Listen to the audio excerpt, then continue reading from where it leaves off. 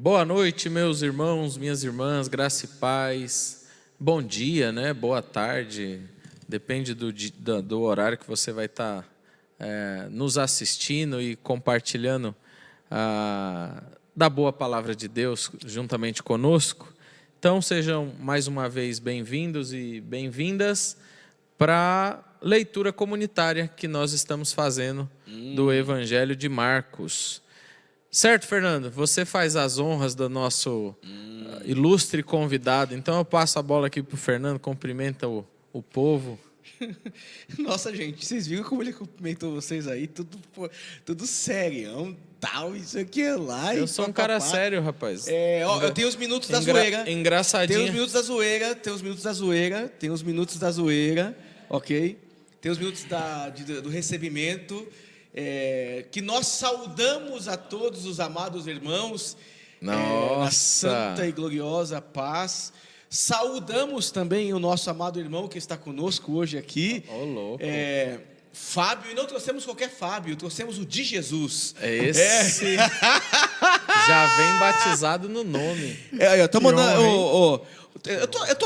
Tá certo meu microfone aqui? Porque a diretoria, sabe, o gerente geral, o gerente geral e a gerente Geralda.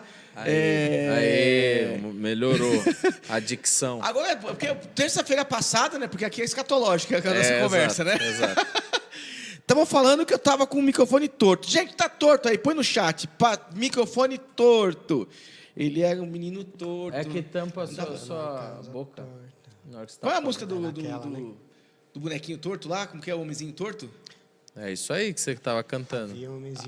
Havia um homenzinho torto. Morava numa casinha torta. Era tudo torto. Aí conheceu Jesus. Tá vendo? Eu resumo até a música. Boa noite, Fabinho. Fala aí, Fabinho. Boa noite. Muito obrigado pelo convite. Essa honra grandiosíssima. É uma satisfação estar aqui, né? Muito bom estar com vocês e vou aprender bastante. Vai nos ensinar também. Não vai saindo pela tangente, não. Jesus. Tá tudo bem aí, Fernandinho? Hã? Tá tudo bem aí? Não, que eu tava Ele tá meio... me desenroscando aqui. Rapaz. Tá certo. Desenroscou? Desenrosquei. Ok. Vamos caminhar? Vamos caminhar? Olha, teve um tempo na nossa caminhada. Lá vem. Senta que lá vem história. Lembra desse programa da cultura? Era o Rá-Tim-Bum. Senta que lá vem história. Teve um tempo da nossa caminhada que a gente tinha um pouco mais de vergonha das câmeras, né? Hoje as câmeras se tornou um negócio tão comum da vida, né? Nossa mão, né? Pós-pandemia, né? Sim. Até porque a gente sabe que tem gente do outro lado. Antes nós não tínhamos essa consciência em nós de que a gente falava para as pessoas, a gente até sabia de fato, só que hoje a gente entende porque as pessoas conversam conosco sobre o que falamos, né? Sim. E isso se tornou algo tão natural, né? E a pandemia, né, reforçou isso daí. A gente não tinha costume de ficar falando para a câmera. Não. Agora a coisa se perpetuou. O trabalho se tornou home office, né? Inclusive, muita gente fica migrando de trabalho hoje, porque assim, a empresa fala, não, tem que vir trabalhar 2 dias na semana. Ah, não vou mais. 2 é muito. Só vou 1. Só na quarta. E a igreja não fugiu disso. Né? Não. A gente aprendeu também a falar com a câmera, pregar com a câmera. É meio estranho, mas a gente se acostuma.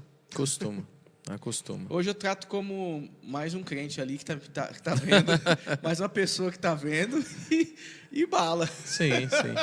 Mas no começo você resgatou um negócio louco, né? No começo da pandemia, a gente com a igreja vazia, uma câmera na cara, pregando para a câmera, era muito Estranho. E desafiador, né? Desafiador. Depois a gente foi se acostumando, mas é um costume não muito agradável, né? É melhor ter as pessoas claro, aqui. sem dúvida.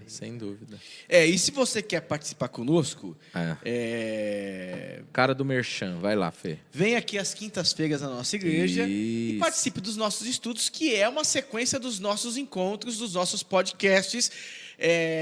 O podcast conhecido como... Não é conhecido. PortaCast. Olha aí, ó, PortaCast. Que horas começa na quinta-feira? Programa... Como que é que o Renato falou? Pode, graça... Quê? Graça e Pode graça. Ficou estranho isso, né? Pode graça. Programa, podcast. Ele falou podcast, graça e paz. Pode graça e paz. Ou pode graça, né? Pode graça não deu, a sonoridade ficou ruim. Pode paz, pode graça. Pode paz e pode graça. Aí, ó, pode. Então, aí, ó. Tem o pode, não dá certo, né, Fabinho? Pode paz, pode graça.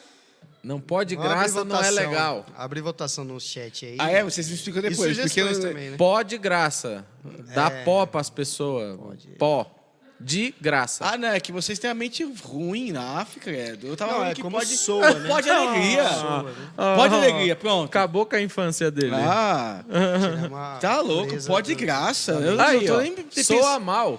Mas os ouvidos de vocês estão ruins. Pode gracinha. Você fez o convite para quinta-feira e não falou o horário que começa. Quem quiser vem.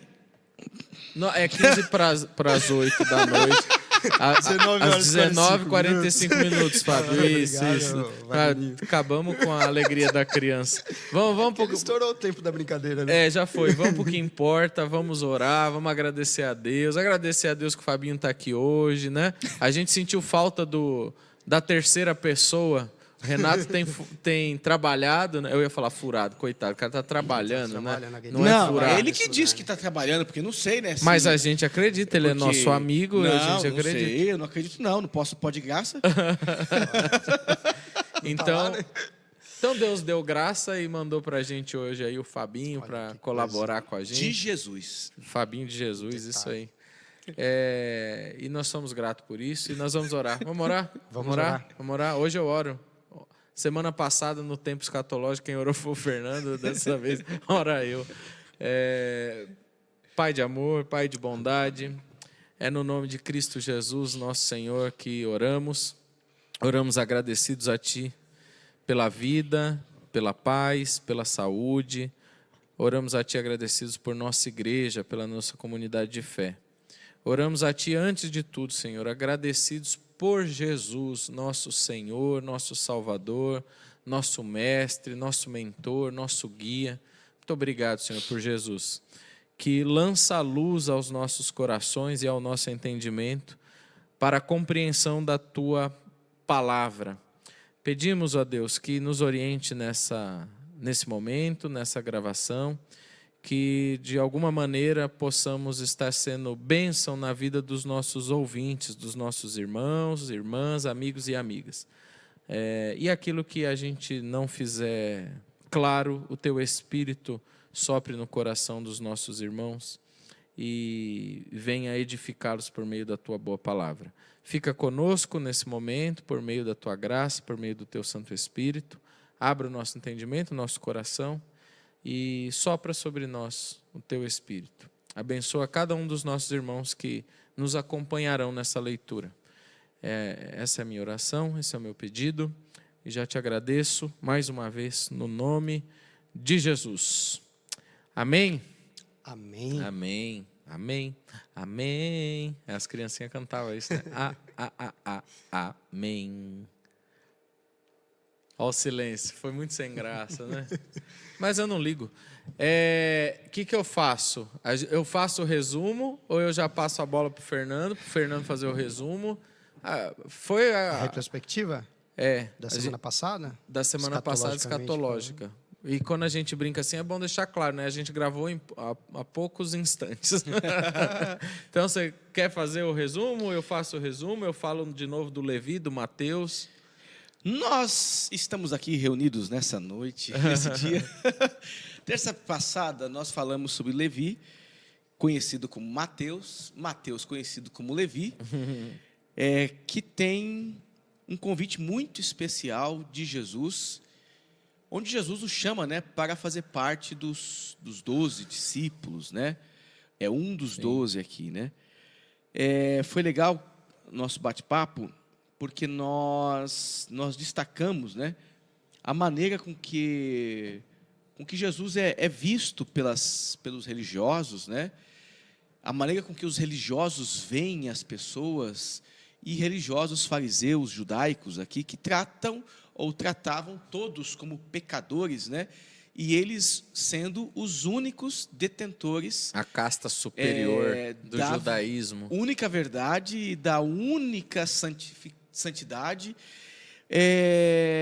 E foi interessante a gente poder perceber, né, que Jesus ele de fato chama alguém que era tão marginalizado como qualquer outro pecador, alguém excluído como o cobrador de impostos, que é o Levi aqui, né? E Jesus chega inclusive na casa e na vida do cobrador de impostos, que é rejeitado pela sociedade, né? Chega lá e bate um rango. Vai na casa dele, partilha, as pessoas seguem Jesus, agora num movimento contrário, né, diferente, onde Jesus se reunia dentro da casa, nas sinagogas, nas casas, e agora nos caminhos, as pessoas estão indo atrás de Jesus e caminhando com ele por onde quer que ele vá, né? A exemplo disso, me ocorre agora o cego de Jericó e tantas outras pessoas que começam a clamar por ele enquanto ele está caminhando e começam a gritar pelo seu nome, filho de Davi. porque vem nele, de fato, essa esperança diante do sofrimento, né? Então, o texto vai falar que Jesus, então, de fato, é essa pessoa prometida, né? Escatologicamente, nos tempos passados, né? Messianicamente prometida, anunciada nos tempos passados, como esse que de fato viria trazer cura. E ele é aquele que vem manifestar cura entre os doentes. Ele não veio para os sãos, e sim para os enfermos. Então, a gente leu o texto que Jesus então declara essa sua responsabilidade com aqueles que de fato precisam de cura, precisam de restauração. E hoje nós vamos falar sobre o jejum. De maneira muito clara, Jesus vai conversar conosco, né? A sua palavra vai conversar conosco. Sim. E espero que nós possamos conversar com as pessoas que estão em casa e as pessoas que estão em casa deixem essa conversa entrar no coração. Amém. Amém. E deixe também seu like, né? Na hora que assistir. Se inscreva no canal. Se inscreva no canal, compartilha, convida mais gente para assistir.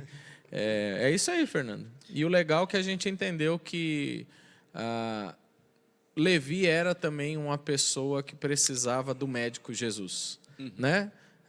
O paralítico precisou, o leproso precisou, e Jesus chama Levi e ele fala no final: eu não vim para os sãos e para os justos, mas para os doentes, para os pecadores. E no chamado de Levi a gente entende que Levi também era um desses que necessitava do médico dos médicos, Jesus, né? E hoje então, como o Fernando disse, nós vamos avançar na leitura do capítulo 2 e, com a graça de Deus, talvez a gente termine esse capítulo 2. Pode graça. Nós vamos... Pode graça. Nós vamos primeiro... Vai acabar ficando isso, viu? Não, não vai ficar nada. Primeiro vai ter a temática do jejum e depois, se tudo der certo, Jesus como Senhor do sábado. Tudo depende como fala. Pode graça. Pode graça, tá bom. Depois a gente discute isso. Vamos para o texto. Capítulo 2, versículo 18.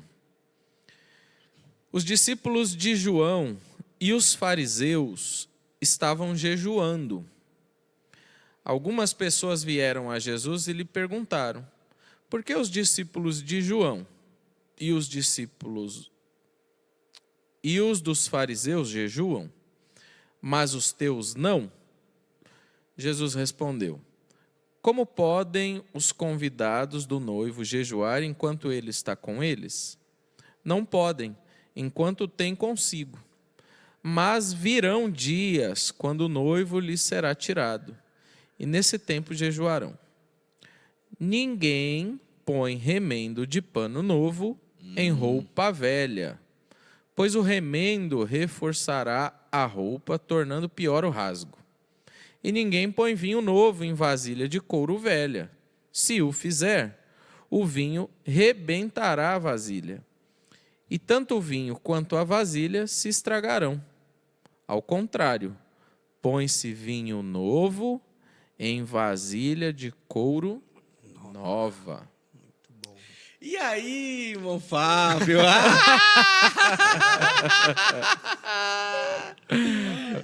O Fernando pega a bola e põe na marca do brincalhão, pênalti e manda o capitão bater. Brincadeiras, Fábio. Vamos quebrar o gelo, né? Sei que você quer. Sim.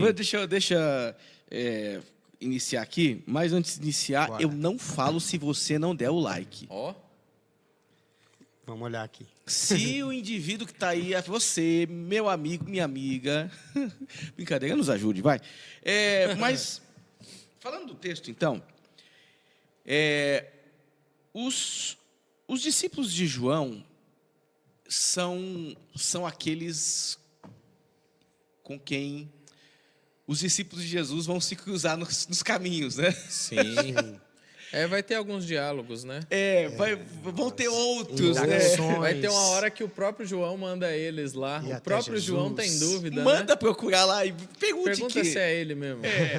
Mas será que é meu primo mesmo? No momento de aperto, né? Ele tá preso, será que é isso mesmo? Mas o fato é Mas que é legal, né? É humano. Os discípulos de João, eles, de certa forma, eles observam o Antigo Testamento, eles ouvem as palavras de João, as palavras do arrependimento, e eles estão muito mais presos ainda a João do que propriamente a Jesus. Sem né? dúvida. Eles estão, na verdade, unicamente, exclusivamente presos a João, né? Eles são identificados como os discípulos de João. Exatamente. E ao ser identificado como tais, eles seguem essa lógica da pregação do arrependimento de João, da pregação do batismo, né, de João, e daí por diante, né? E veja, eles têm algumas práticas religiosas muito parecidas, então, com o mundo judaico, porque eles estão aqui exercitando o jejum. Sim. Eles estão aqui cumprindo com uma recomendação farisaica, a partir das interpretações farisaicas, sobre as quantidades de dias destinadas para se realizar o jejum. Então, algumas pessoas elas passarão a perguntar, né? E aí, Jesus, qual que é a diferença entre os discípulos do João para os seus discípulos? Porque os do João parece que são mais regadinhos e os seus são mais relaxadinhos, né? Os do João são mais dedicados, são mais organizados, são mais piedosos, são mais religiosos, enquanto os seus discípulos não cumprem com as recomendações que eu acho que eles estão certos e os seus discípulos estão errados. Então, o texto começa por aí, apresentando, então, algo em comum entre os discípulos de João Batista e os fariseus.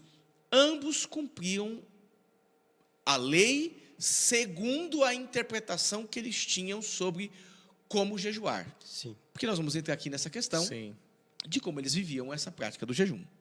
Sim. Primeiro, a questão do jejum propriamente dito, como a gente entende, né? A abstenção de comida, se você deixar de comer, e com o propósito de quê, né? Para depois a gente ir nessa questão aí, como que eles praticavam e tal. E muitas vezes nós somos perguntados, né? O que é jejuar e para que jejuar? E aí, Wagner? tá aprendendo com esses caras aí. Eu assisto, mas é interessante que é uma prática vivida na carne, né? Para a gente sentir na carne uma atitude, um ato religioso, mas ele tem um fundamento, e eu vejo ele até um fundamento que nos leva a gente renunciar uma necessidade e às vezes até um prazer, uma satisfação, né? Que é a comida, né? A comida, ela, antes de mais nada, a necessidade, mas quando você, ao invés de comer arroz e feijão, você come uma pizza, você não está querendo só satisfazer a necessidade física. E daí, então, vem a proposta de a gente renunciar por algum tempo a isso. Certo? E para que renunciar a isso? E aí, para quê, irmão Wagner? O que você tem a dizer para nós, irmão Wagner? Sobre o jejum? O texto aqui ele é bem objetivo, né? Porque assim, algumas pessoas chegam para Jesus e perguntam por que os discípulos de João e os fariseus jejuam, mas o deles não. A pergunta é essa. A temática jejum nasce por conta disso. Eles estão curiosos em saber. O jejum, a gente já falou algumas vezes aqui na igreja, que é uma disciplina espiritual, né? Uma disciplina espiritual, ainda mais nos tempos de Jesus, tinha uma tríade muito importante, que era oração, jejum e esmola. Isso era tido como lei áurea no tempo de Jesus, essencial para a fé judaica. Então, falar de jejum era falar de exercer a sua espiritualidade. É uma maneira prática de exercer sua espiritualidade. Agora, o que se tornou o jejum de lá para cá, se tornou um monte de coisa, né? Tem gente que jejua para receber uma bênção, tem gente que jejua para Deus abrir a porta de emprego, tem gente que jejua para ser curado, tem gente que jejua para ficar mais perto de Deus, né? Processo de santificação. Exato, processo de santificação. E, na verdade, isso não tem como ficar mais perto de Deus, porque se Ele já habita em nós, a prática do jejum para isso é irrelevante, porque Ele já habita em nós. Ele não vai ficar mais próximo do que Ele já está. Inclusive, o texto sagrado vai dizer que nós somos imagem e semelhança dEle. Não satisfeito, Ele ainda fala assim, mas Jesus morre, ressuscita, mas vocês não vão ficar sós. Mandarei outro Consolador. E esse habitará em vós, habita em nós. Não tem como ficar mais perto de Deus. Deus está intrínseco em nós, está no nosso âmago, está no nosso ser. Então, a prática do jejum nada mais é que uma prática de reconhecer se relacionar com Deus e de talvez tornar-se mais sensível à voz de Deus. Isso é verdade. Você se torna mais sensível. Você está se desprendendo daquilo que é necessário para viver. Sem comer, ninguém vive, meu amigo. Nós precisamos colocar... Amém, né, irmão Wagner? Opa, acabamos de rasgar uma pizza aqui, gente. Né? Então, sem alimento, a gente é o óleo da máquina, da engrenagem. A gente precisa de alimentação. Então, quando a gente abre mão desse processo biológico com um propósito espiritual, a gente caminha a uma sensibilidade à voz de Deus, ao divino, né? A Jesus, ao Espírito Santo. Então, é isso. Jejum é isso. Não tem que inventar a roda já existe. Sim. Né? Agora, a questão é que esses dois tipos de discípulos, os fariseus... Essas duas realidades aí. Exato. Eles estavam praticando. E houve a pergunta, por que eles fazem isso e vocês não? Ou seja, as pessoas que perguntaram tinham uma intenção. Eu acho que os discípulos de João e os fariseus são melhores que os seus. Porque eles praticam a lei. Eles oram, eles jejuam, e certamente, por serem discípulos de João, eram pessoas desprendidas de bens. Exato. Davam esmola também, certamente. Então, por que os seus não? Então, aí é que começa a explanação de Jesus, né? Que Jesus vai responder. E aí ele usa uma ilustração que é a do casamento. Então, eu não sei se a gente pode partir já para a ilustração ou se você quer acrescentar alguma coisa aí, Felipe, inicialmente. Só queria acrescentar antes de falar do casamento, né? É que me parece que os fariseus, com as reinterpretações, eles passaram a estabelecer jejum, né? Todos os sábados, por exemplo. O sábado se tornou o dia de jejum e alguns dias da semana. Não era somente aos sábados, né? Eu li, para acrescentar aí... Terças e quintas, se não me engano, ou quartas, ou segundas e quartas. É uma coisa assim, não é? Era terça e quinta, né? Terças e quintas. Inclusive, sábado. No episódio do fariseu e do publicano, Qual que é a oração do fariseu lá? Ele fala, eu jejuo duas vezes por semana. Se não me engano, são as terças e quintas.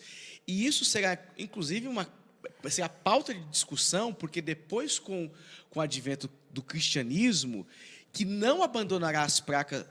Olha, como eu estou falando hoje. As pragas do Egito? As práticas do jejum, o texto existe um texto do primeiro século que chama-se Didaquê.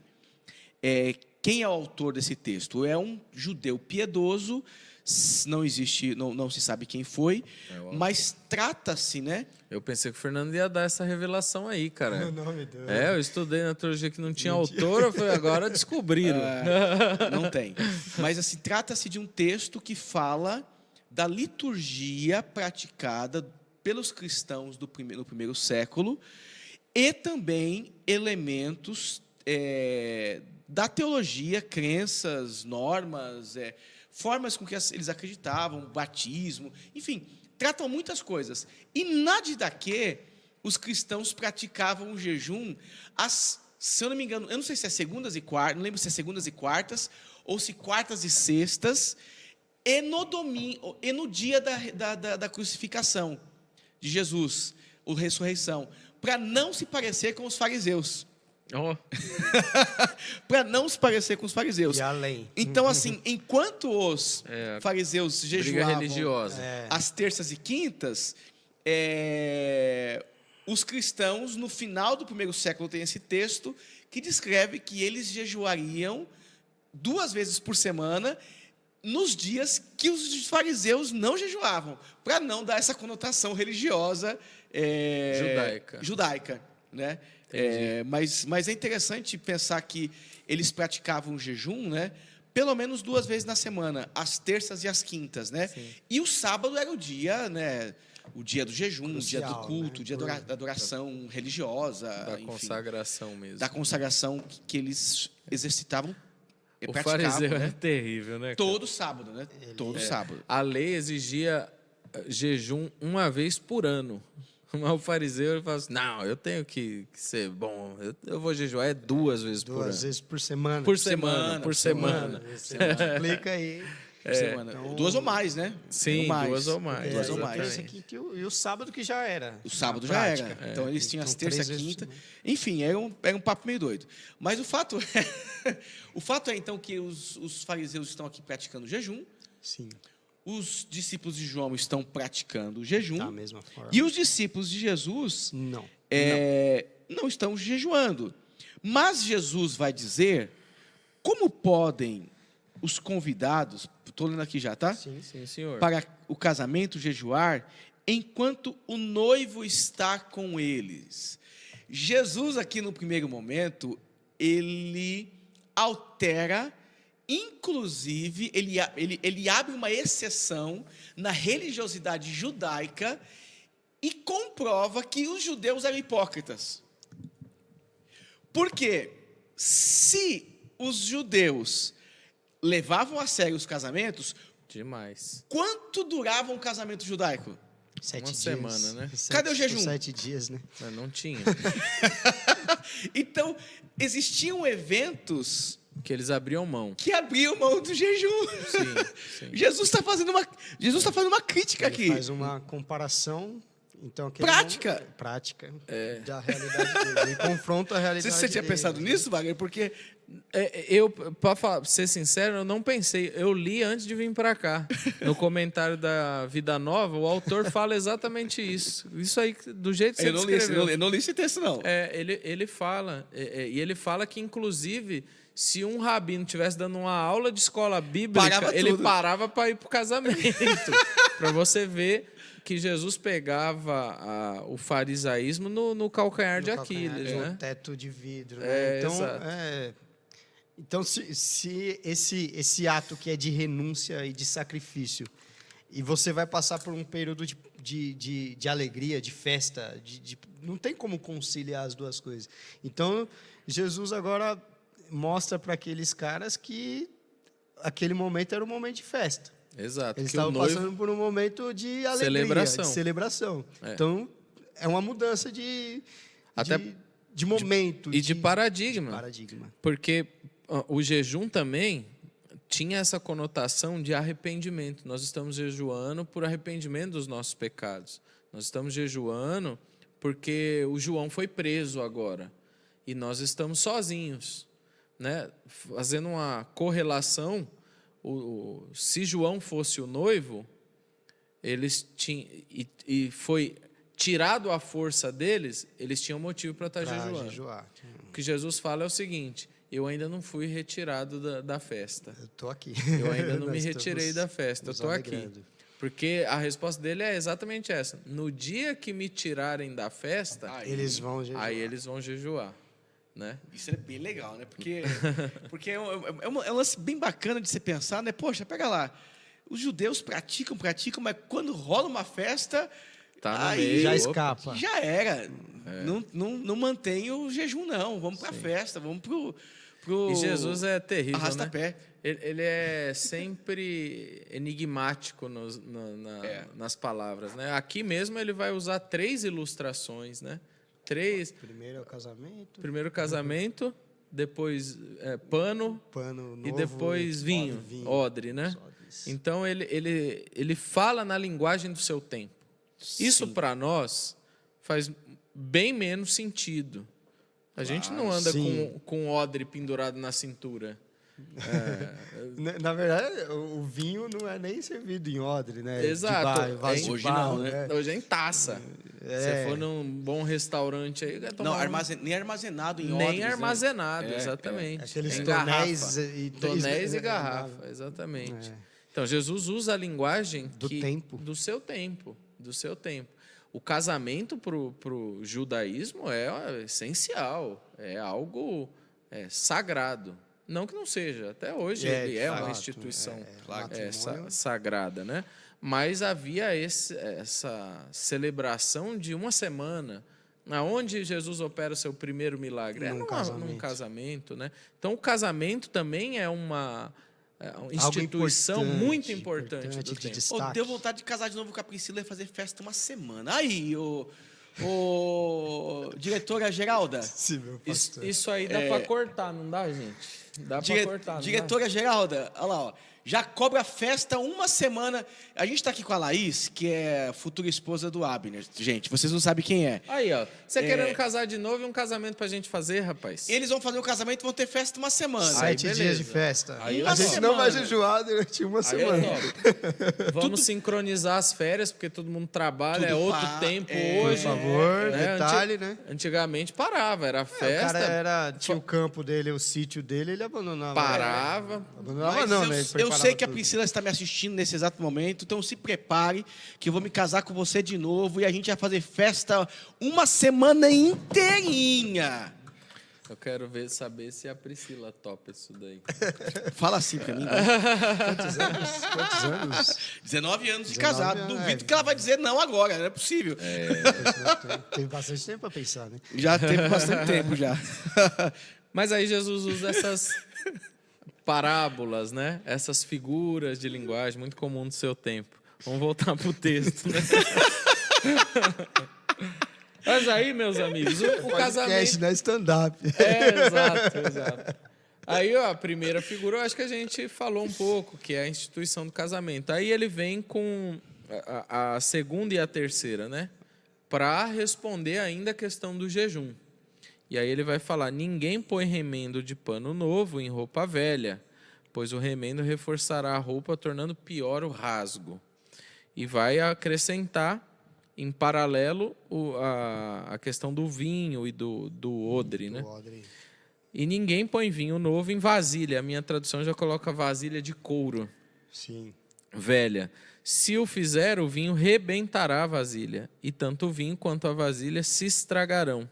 Ao contrário, põe-se vinho novo em vasilha de couro nova. Ou seja, eu vou dar aqui minha interpretação disso, certo, né? Receba. Não, e daquilo que é... Receba! E daquilo que é tradicional, né? Nada novo debaixo do céu, nada novo. Receba! Jesus está... Não vem com a nova revelação, não? O cara até perdeu o raciocínio ali, né? Cadê a linha, Jesus? Perdi a linha. Sim. Roupa velha, remendo novo. Você tá vendo que eu sofro, né, Fabinho? Você já percebeu. Não é a primeira vez. Não é a primeira vez. Essa noite. Não, hoje até que tava Tá mais até administrável. Mas quando... ele tá brigando contra o sono já. Quando entra nesse estado aí, é complicado. Desembesta a rir, cara, e é difícil. Mas tá bom. Vamos lá, ele é vai. assim, ele é desse jeito. Ele tá sendo autêntico. Exato, é bom assim. Então, a ilustração do pano novo em roupa velha, vinho novo em vasilha velha. Jesus está quebrando mais uma vez um paradigma e dizendo para a religião judaica que ele vem e traz consigo a inauguração do reino de Deus. E no reino de Deus a coisa é um pouco diferente. Não dá para fazer mais do mesmo. O que a religião judaica fazia é dar manutenção ao status quo, que é mais do mesmo.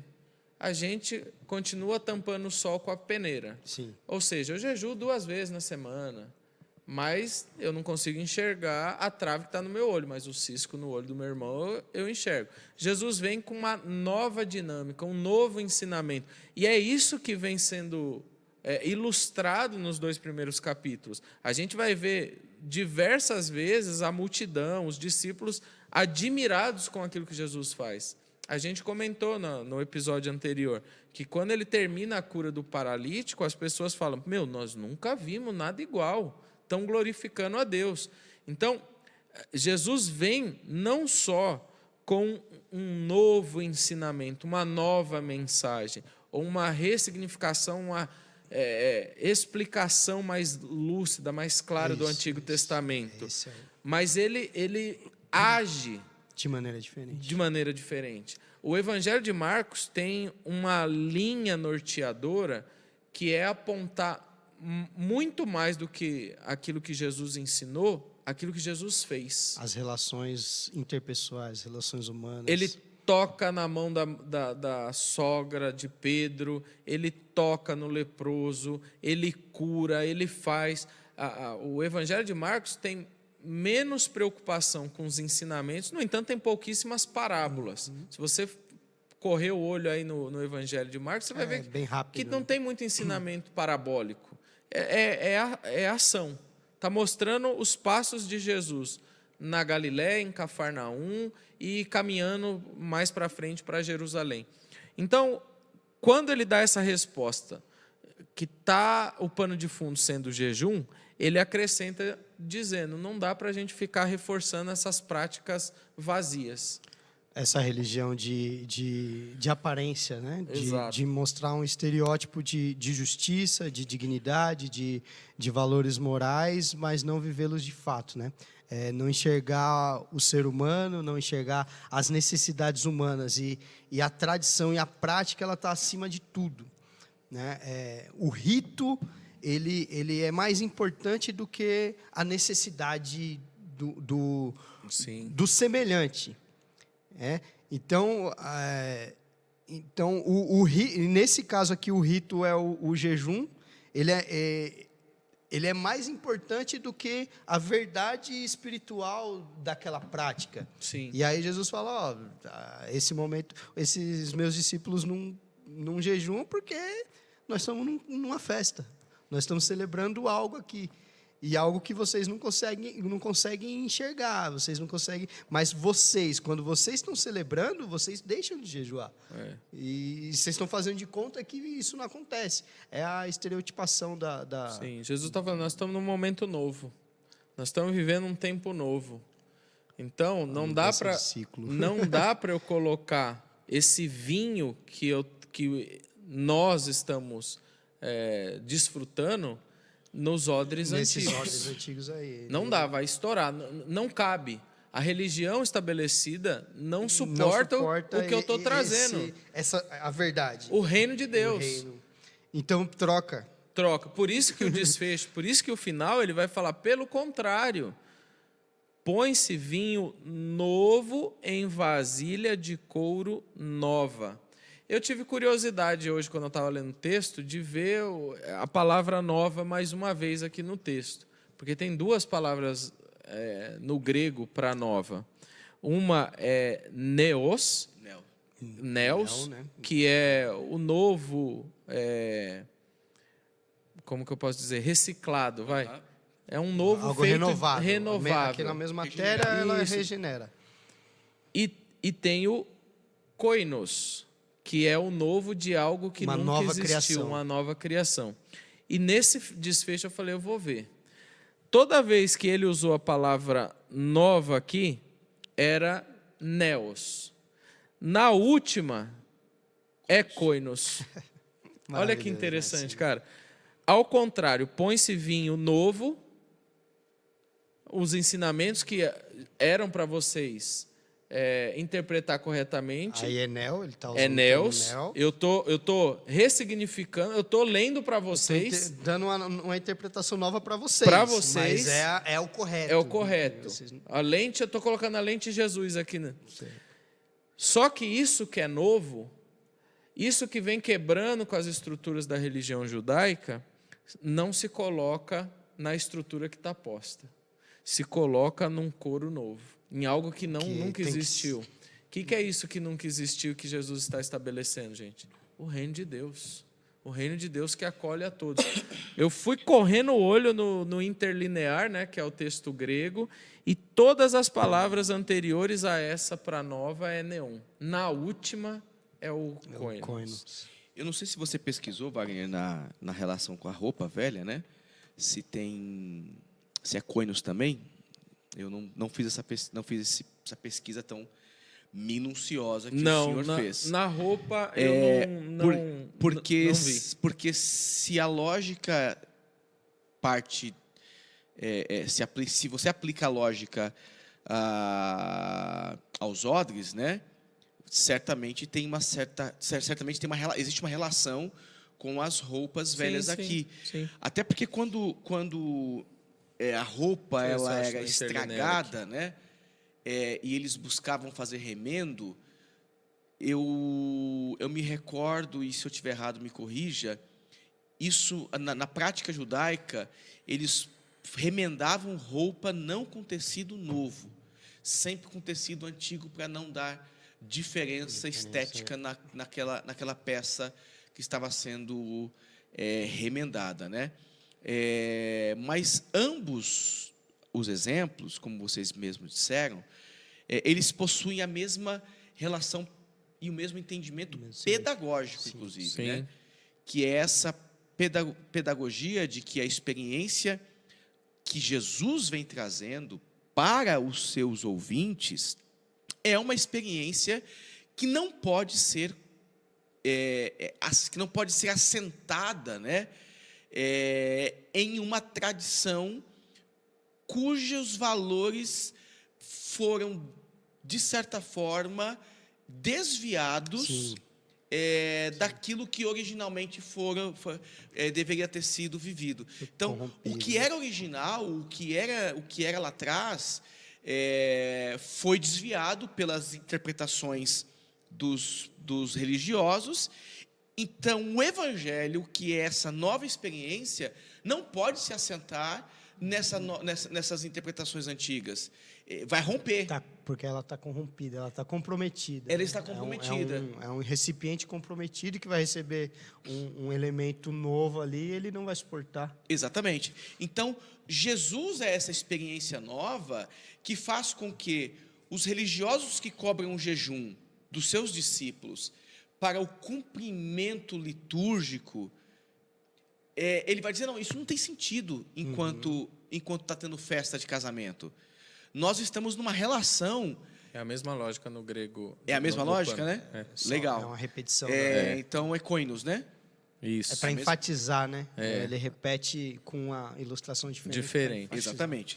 Então, eu imaginei que se tivesse num texto, num exemplo, deveria estar no outro também. Eu joguei só o versículo 22, e o 22 só falava do vinho, mas agora eu joguei no interlinear o 21 e é a mesma lógica. Fala a mesma coisa. Então, veja, isso é tão legal, porque os discípulos estão sendo questionados, e Jesus vai dizer, olha, vocês encontram um meio para burlar as práticas religiosas de vocês. Mas eu vou dizer algo muito além disso. O que eu estou oferecendo a vocês não é um meio de burlar.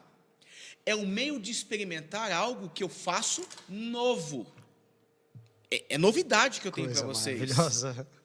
É novidade, é uma nova prática que vocês precisam entender que ela só terá aceitação se vocês beberem do vinho novo e vestirem-se de roupa nova, que não tem a ver com a religião ou com as tradições judaicas, que não comporta a minha revelação. Entende, Fábio? Sim. Não comporta. Então eu sou, partindo do princípio que eu sou esse recipiente que vai receber esse elemento, esse novo elemento. Então, para que eu possa recebê-lo, eu preciso nascer de novo? Preciso se renovar? Eu posso fazer essa associação aqui?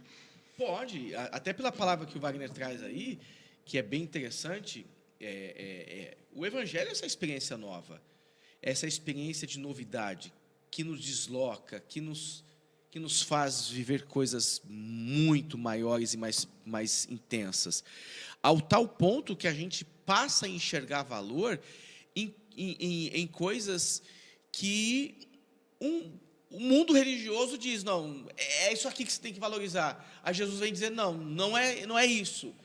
Isso aqui foi importante por um tempo, mas isso aqui não é isso, é outra coisa. A exemplo disso, nós vamos ter o próximo episódio, que é o episódio do sábado, em que Jesus vai dizer, olha, o sábado está para a vida, não a vida para o sábado.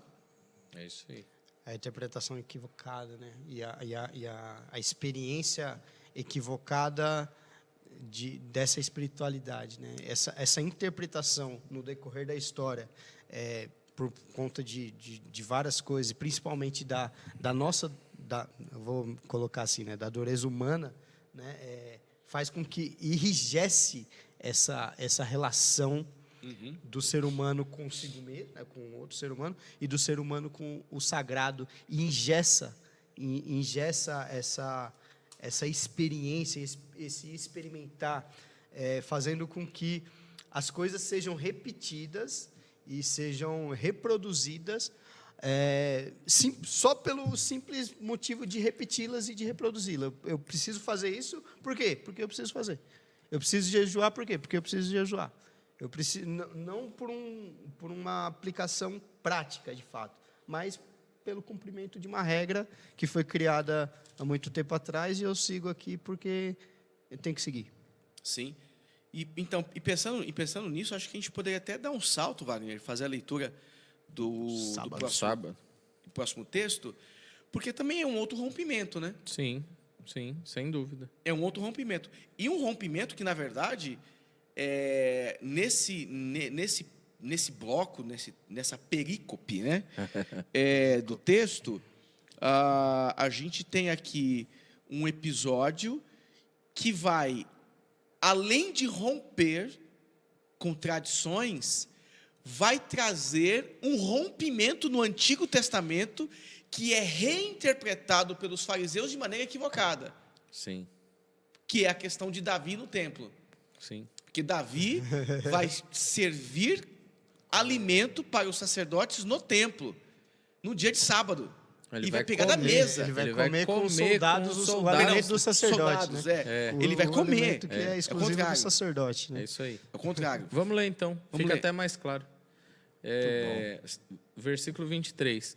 Certo sábado, Jesus estava passando pelas lavouras de cereal.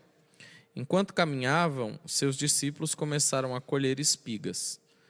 Os fariseus lhe perguntaram: Os fariseus estavam em tudo que é lugar também, né, meu? Os caras Seguiam estão andando, Jesus, né? seguia, né? Os caras estavam loucos para pegar Jesus. É isso que não tá no hype.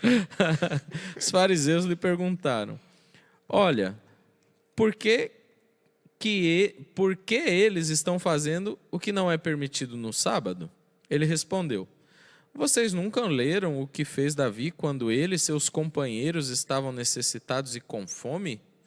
Nos dias do sumo sacerdote Abiatar, Davi entrou na casa de Deus e comeu os pães da presença, que apenas os sacerdotes era permitido comer, e os deu também aos seus companheiros. E então lhes disse: o sábado foi feito por causa do homem, e não o homem por causa do sábado.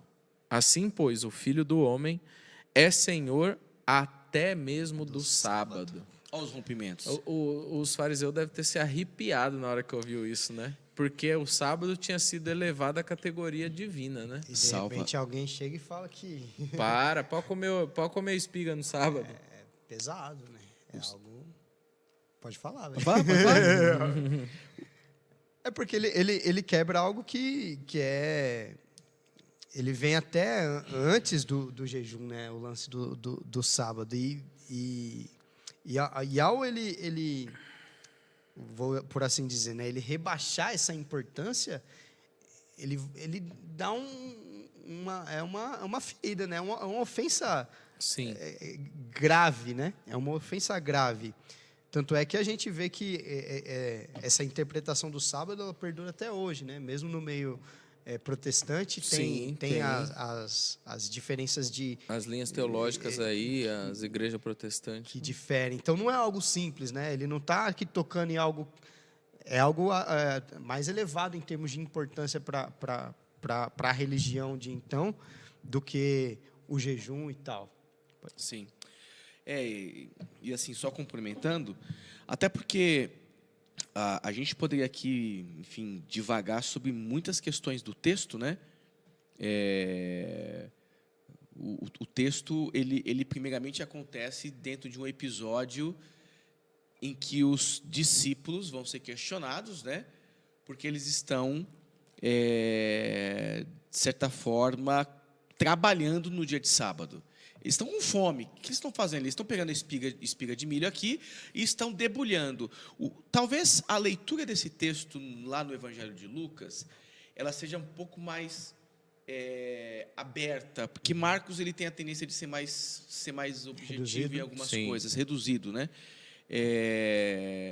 Lucas ele fala alguns outros detalhes.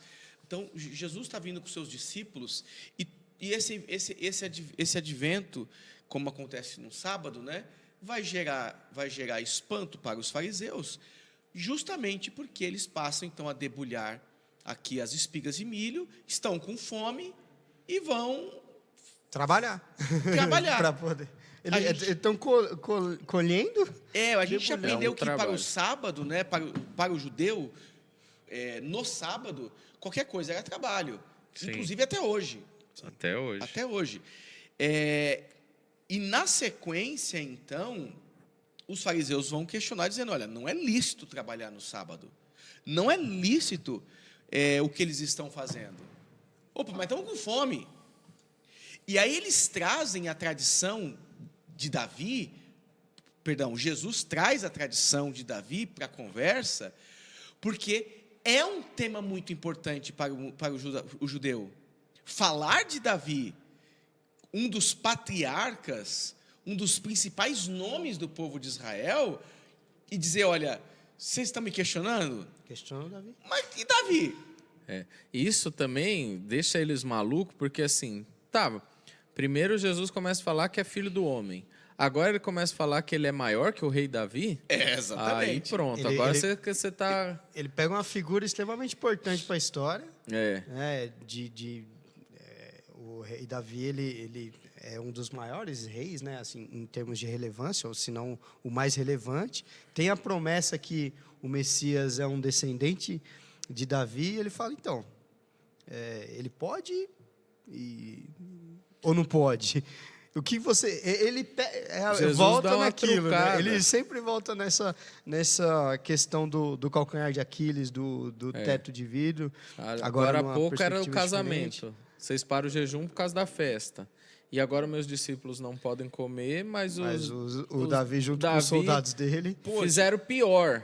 Porque eles entraram na casa de Deus, no tabernáculo, no Santo dos Santos. Na mesa. Na mesa, foram lá e pegaram os pães da presença, né? Alimento exclusivo do sacerdote. Do sacerdote, que eles comiam, e diz que eram 12 pães, para cada sacerdote representado por uma tribo. Aham. Foi muito pior do que colher espiga. Então Jesus fala, vocês não estão lembrados desse episódio? Ele quebra um monte de mandamento ali, de rito da lei. Exato. E não é questionado. E o texto vai mostrar que eles não respondem nada. O Marcos não traz a informação de que eles se admiram, que eles ficam irados, né? Não. Mas Jesus dá um desfecho para isso. Ele dá um exemplo e depois ele dá um desfecho. Ele vai falar, o sábado foi feito por causa do homem, e não o homem por causa do sábado. Aí ele provoca de novo, né? Porque ele vai falar novamente, pois o Filho do Homem é Senhor até do sábado. Até do sábado. Até do sábado, que é uma instituição sagrada para vocês. O Filho do Homem é maior que isso. E quando Jesus fala isso, tem uma coisa muito importante assim, que eu acho que a gente está deixando passar. Né? Quando ele começa a falar dos discípulos comendo, do Davi comendo, ele quer mostrar para a religião judaica de que o ser humano é mais importante do que a doutrina. Que o ser humano, do que a religião, ele né? é mais importante do que a religião. Porque a doutrina nasce da religião, né? Os ensinamentos, os compêndios teológicos judaicos de 10 mandamentos se tornar 639... É dogma, né? É dogma, exato. Então, o que Jesus está enfatizando nesse episódio e finaliza dizendo que ele é Senhor do sábado e que o sábado foi feito para o homem, não o homem para o sábado, é dizer o seguinte, o ser humano é maior, é mais importante do que o livrinho de regras que a gente criou. Nós não vamos deixar alguém morrer de fome porque é sábado. Nós não vamos deixar de comer o cereal que eles estão colhendo e estão com fome porque é sábado.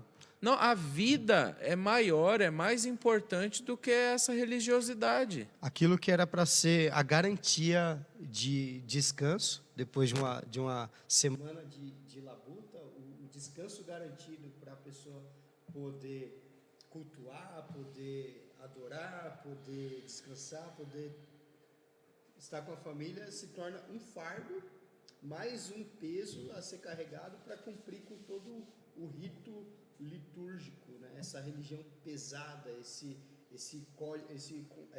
conjunto de regras que só afasta as pessoas do reino de Deus. Jesus ele vai falar isso em outras passagens, né? Tudo isso, esse arcabouço de regra que é colocado ali para que se observe, só faz com que o peso se torne maior. Então, aqueles 6 dias de trabalho, que já é cansativo e tal, você teria um 7º dia para descansar, o 7º dia para levar o sacrifício até o tabernáculo, até o templo. Não, é uma obrigatoriedade que, se você não conseguir cumprir à risca, você é culpado. Sim, sim. Né? Exatamente.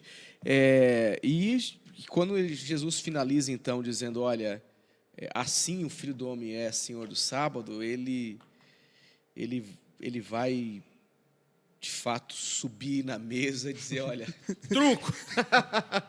6. Os fariseus 9, só que esquece que ele tem 12 discípulos. Acho que eles correram. Eles escorregam, não foram, não. Mas eles eram ousados, viu? Olha, eles eram ousados. O mais importante é a gente finalizar com esse texto, entendendo que, de fato, as palavras de Jesus, a experiência da fé, a igreja, tudo isso que a gente vive aqui como manifestação prática, sabe, de uma consciência religiosa, isso não está acima da vida. Isso tudo aqui está a serviço da vida. Porque a gente pode tratar da nossa religiosidade, da nossa prática litúrgica, da mesma forma que os fariseus tratavam o sábado. E, ao fazer isso, a gente cai no mesmo erro. E Jesus não vai aparecer de novo para dizer para nós que ele que nós estamos errados por criticar os outros que estão malhando trigo ou debulhando espigas de milho. Jesus não vai fazer isso de novo. Acho que a revelação de Jesus, a revelação da cruz, já é essa mensagem viva que nos transmite essa ideia de que, de fato, Ele é este que se assenta com os pecadores, Ele é esse que, de fato, proporciona uma experiência em odres novos, em roupas novas, mas é uma experiência que faz com que a vida do indivíduo seja valorizada acima da sua religiosidade, porque quando o Evangelho, de fato, adentra na vida do ser humano, é justamente essa força motriz, né, que passa a bater e pulsar e levar o indivíduo a caminhar não mais no automático de um sistema morto, destruído, que faz da gente se tornar pessoas vazias, como você gosta de dizer, Wagner. A gente entra numa roda do rato, tanto no movimento da fé como no movimento da vida. A gente vai vivendo, e estamos fazendo o quê? Estamos fazendo. Deixa a vida me levar. Jesus é outra coisa. Jesus faz com que a gente encontre sentido na vida, sentido na fé, sentido na crença, sentido na esperança, sentido na leitura bíblica, sentido na oração e sentido no jejum. Porque nós não estamos aqui falando que o jejum não é uma prática para ser exercitada nos dias de hoje. Não. Muito pelo contrário, ela é uma prática que não vai nos fazer nos aproximar de Deus no sentido de ter Deus. Vai fazer com que a gente se comunique com Deus, se esvaziando de nós mesmos, dizendo: olha, Deus, eu sou tão ruinzinho que eu preciso abrir mão um pouquinho de mim para poder falar mais com o Senhor, porque eu me sinto em falta contigo, Deus. É isso. Nos leva a uma concentração maior, né? Essa disciplina faz com que a gente se concentre mais. Tenha foco, né? Tenha foco. Esse é o sentido de cada rito que a gente observe, que a gente repete, para que a gente não desvie o foco, como o Wagninho falou. E na questão do sábado, a gente também não está falando contra aqueles que guardam, né? Aí eu acho que a gente pode fazer uso, como já foi feito em outros estudos, né, mais específicos, as palavras do Paulo, né? Aquele que faz acepção de dias, faz para o Senhor. Guarde para o Senhor. Mas aqui o que a gente está tratando é justamente do sentido disso, né? Do que é importante de fato e de que para que cada coisa foi criada, né? E não fazer uma inversão de valores. O que aconteceu ali foi uma inversão de valores. Muito bem. E aí, que digamos, pois, destas coisas? Se Deus é por nós, quem será contra nós? Ninguém. Pois é. Ninguém, é isso aí. Que Deus nos abençoe. Fabinho, muito obrigado por sua presença. Meu Deus. Deus abençoe Obrigado, sua vida. É o 10, é o 10. No nosso Pó de Graça. O Pó de Graça. Satisfação enorme participar do Pó de Graça. Como eu disse, eu ia aprender muito e, mais uma vez, assim foi. Agradeço muito. Muito bom, muito bom. Pó de Graça. Qual que é a outra palavra que a gente falou? Era Pó de Graça? Pó de Paz. Nosso Pó de Paz. Pronto, vocês não gostaram do Pó de Graça, é o Pó de Paz. Pó de Paz. Pronto, Pó de Paz. Não, Pó de Paz não pega, não. Tá feio. PortaCast. Não dá para inventar essas coisas assim. Eu voto em PortaCast. PortaCast. PortaCast. Gente, mas é isso. No nosso próximo encontro, vamos falar sobre um homem que tinha a mão ressequida, não é isso? Mirrada. É, isso mesmo. Mas veja como Jesus é tão mal compreendido, porque em algum momento aqui no capítulo 3, nem a família de Jesus vai compreender o próprio Jesus. A mãe de Jesus, né? E os irmãos de Jesus vão falar assim, as irmãs de Jesus vão falar assim, olha, ele é meio doidão, hein? Ele é tão simples que ele é complexo demais para nós, né? A nossa estrutura... Pensar nisso, né? Maravilhoso. Os irmãos de Jesus vão falar assim, ele é meio doido. Tô queimando largada, lá na frente, né? Deixa pra lá. Lá na frente. Sim. Mas é isso. Vamos agradecer a Deus? Posso orar? Por favor. Pai, em nome de Jesus eu te agradeço, obrigado por esse encontro, todos aqueles que participaram conosco, todos aqueles que participarão, que o Senhor abençoe, Pai. Abençoe a vida dos nossos irmãos e irmãs, Pai. Que a gente possa ter essa consciência, Senhor, a respeito dessa novidade de vida, Pai, que não se assenta em práticas relacionadas a um tempo passado, um tempo religioso, ó Deus, vazio e morto, que a gente viva essa nova experiência de vestes novas, de odres novos, e possamos valorizar a vida acima dos dogmas, acima de toda e qualquer prática religiosa, que possamos entender que o Senhor está acima de tudo, Senhor, todas essas práticas dogmáticas, Senhor, que possamos entender, Pai, qual é de fato a vontade do Senhor em relação à vida, Pai, que venhamos valorizá-la, Pai, com tudo que o Senhor tem nos dado, Pai. Amém. Muito obrigado, Pai. No nome de Jesus eu te agradeço. Em nome de Jesus. Amém? Amém. Se você chegou aqui, tem que fazer o quê? Dá o like aí, dá o like. Um beijo.